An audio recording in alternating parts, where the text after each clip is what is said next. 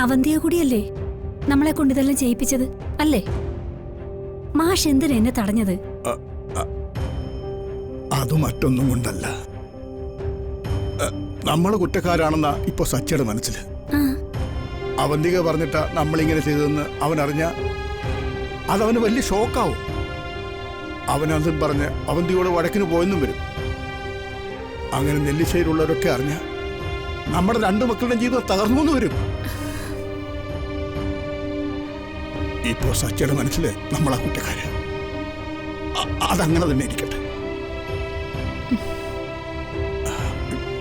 ഇനി നമ്മളായിട്ട് ഇനി അവിടെ ഒരാളുടെ സ്വസ്ഥത കൂടി കളയണ്ട.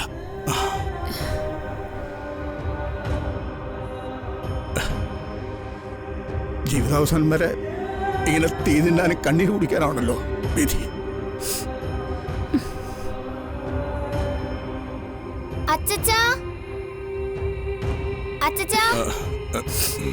ഈ കണക്കൊന്ന് പറഞ്ഞുതരാവോ? അച്ഛനോട് പോയി ചോദിക്കുമ്പോളെ. അത് ശരിയാവില്ല. അച്ഛൻ പറഞ്ഞു തന്നിട്ട് ഞാൻ തെറ്റിച്ചാ അച്ഛൻ എന്നെ തല്ലും. ഞാൻ വരുമ്പോ നിങ്ങൾ രണ്ടൊരു കരയുമായിരുന്നോ? സത്യം പറയണം, കള്ളം പറയരുത്. ഞങ്ങൾ കരഞ്ഞില്ല മോളെ. ഞങ്ങൾ എന്തിനാ കരയുന്നത്? അത് ശരി. അപ്പൊ ഞാൻ പറഞ്ഞ കാര്യം എന്നോട് തിരിച്ചു ചോദിക്കാം.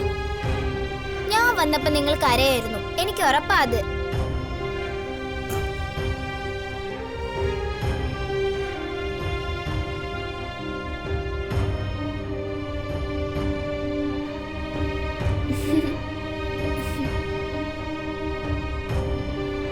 ആവണിക്കുട്ടി, നീ എന്തിനാ അച്ഛമ്മയും അച്ഛനെ ശല്യപ്പെടുത്തുന്നേ? ശല്യപ്പെടുത്തുന്നതല്ല അച്ഛാ. ഞാൻ വന്നപ്പോ ഇവര് രണ്ടുപേരും കരയുമായിരുന്നു. ഞാൻ ചോദിച്ചിട്ട് ഇവര് കള്ളം പറയാ. എനിക്കറിയാം അമ്മയുടെ അച്ഛൻ്റെ സങ്കടം എന്താന്ന്. ആതിര ഗർഭിണിയായിട്ടും അർച്ചനയ്ക്ക് ആ ഭാഗ്യം കിട്ടാത്ത ഓർത്തല്ലേ. ഞാൻ മനസ്സിലാക്കിയെടുത്തോളം അർച്ചനയ്ക്കും സച്ചിക്കും ആ വിഷമമില്ല. അവർക്കത് തോന്നിയാലല്ലേ അമ്മ കാര്യമുള്ളൂ. നിങ്ങൾ വിഷമിച്ചിട്ട് എന്താ കാര്യം? അവിടെയാണെങ്കിൽ സച്ചിയുടെ അച്ഛൻ, ഇവിടെയാണെങ്കിൽ നിങ്ങൾ. ഇവിടെ എല്ലാവരും വിഷമിച്ചിരിക്കുന്നത് അവള് കാണുകയല്ലേ.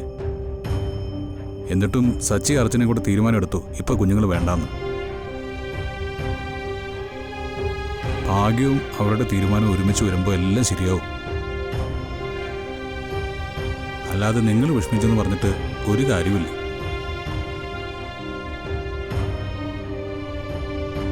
അതൊന്നും ഓർത്ത് വിഷമിച്ചിരിക്കാതെ ആതിരെ വിളിച്ചുകൊണ്ട് വരുന്ന കാര്യത്തെക്കുറിച്ച് ആലോചിക്കും. അവര് പറയുന്ന സമയത്ത് അവളെ ഇങ്ങോട്ട് കൊണ്ടുവരണം. കൊണ്ടുവരാൻ പോകുമ്പോൾ സാധനങ്ങൾ എന്തെങ്കിലുമൊക്കെ കൊണ്ടു ചെല്ലണ്ടേ?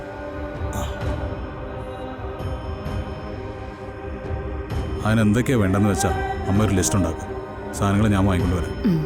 ആവണി, മോള് ചെന്നിരുന്ന് പഠിക്കുക.